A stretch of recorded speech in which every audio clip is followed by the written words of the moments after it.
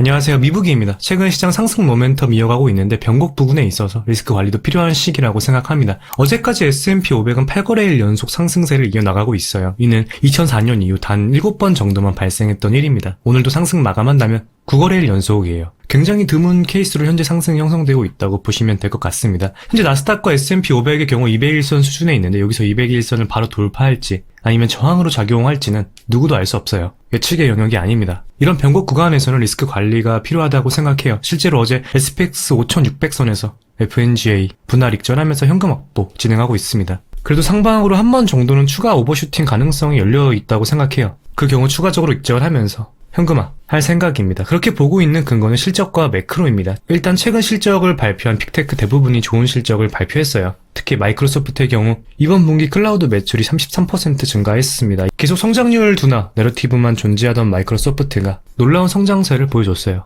메타와 구글, 아마존, 애플도 마찬가지입니다. 대부분 시장의 예상치를 비트하거나 준하는 실적을 발표했죠. 실적 장세에서 지수를 이끌어가는 M7 대부분이 좋은 실적을 발표했고 마이크로소프트의 경우는 단번에 200일선 위로 올라오면서 정배율로 전환했습니다. 추세 전환에 대한 가능성을 만들어준 거죠. 그리고 주요 매크로 지표인 골드와 달러 인덱스의 흐름이 증시에 우호적으로 전개되고 있습니다. 골드는 최근 강조해드린 헤드앤숄더 이후 리버스 VCP로 전개 후 넥라인을 깨고 추가 하락이 나온 상황입니다. 헤드부터 넥라인까지 하락세를 이어나간다고 가정하면 최대 3,000에서 3,050달러 선까지는 하방이 열려 있는 거죠. 현재는 넥라인 리테스트 중인데 리테스트 컨펌 된다면 관련 포지션 트레이딩 유효하다고 봅니다. 골드의 하락은 증시의 상승 모멘텀이라는 공식으로 볼 때 오버슈팅 가능성에 대한 하나의 근거로 보고 있어요. 두 번째는 달러엔의 강세입니다. 최근 일본은행이 금리를 동결했고 이에 따라 엔화는 달러 대비 약세로 움직이고 있어요. 달러엔은 하루 만에 최근 가장 큰 장대의 양봉을 만들어냈고 이 부분 역시 증시의 모멘텀으로 작용할 가능성이 높다고 생각해요. 두 가지 근거로 한 번의 오버슈팅 가능성이 남아있다고 판단하고 있으며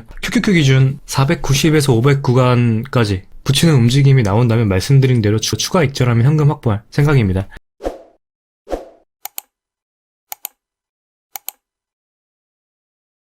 옵션 특이사항 말씀드리면 4월 초 이후로 S&P 500 지수가 상승했음에도 불구하고 변동성은 과하게 낮은 수준에 머물러 있습니다. 하락 추세를 돌파한 영향이 가장 크겠지만 옵션 상황으로 보면 하락 리스크가 눌려있는 구조라고 볼 수 있어요. 옵션 시장 구조적 특성상 일반적으로 시장 상승 시 IV가 낮아지는 게 자연스러운 흐름인데 현재는 오히려 상승하고 있습니다. 이는 시장 참여자들이 리스크 해지를 고려 중이라는 신호라고 볼 수 있어요. 한마디로 풋옵션 매수와 콜옵션 매도가 지속되는 건데 상승을 믿지 않고 방어적 포지션을 취하고 있음을 뜻합니다. 오늘 장전 고용보고서 앞두고 옵션 가격이 오르는 건 자연스럽지만 이번 경우는 최근 상황을 고려했을 때 구조적인 변동성 수요가 더 큰 원인이라고 보여요. 2022년 8월 잭슨홀 회의 직전에도 이와 비슷한 흐름이었습니다. 당시 시장 상승에도 비슷한 IB 흐름이 나왔어요. 지수가 200일선 부근이라는 점도 유사하고요. 정리하면 시장은 겉보기와 달리 불안 요소가 내재되어 있는 상황이라 고용보고서 결과가 기대보다 부진하면 이미 해지된 시장은 과격하게 반응할 수도 있다는 점 염두에 두시면 좋을 것 같습니다. 현금 비중의 경우 개인마다 시장을 바라보는 뷰가 다르기 때문에 정답은 없습니다. 개인적으로는 시장이 상승할 수 있다는 가능성보다 그 가능성이 얼마나 배팅할 수 있느냐가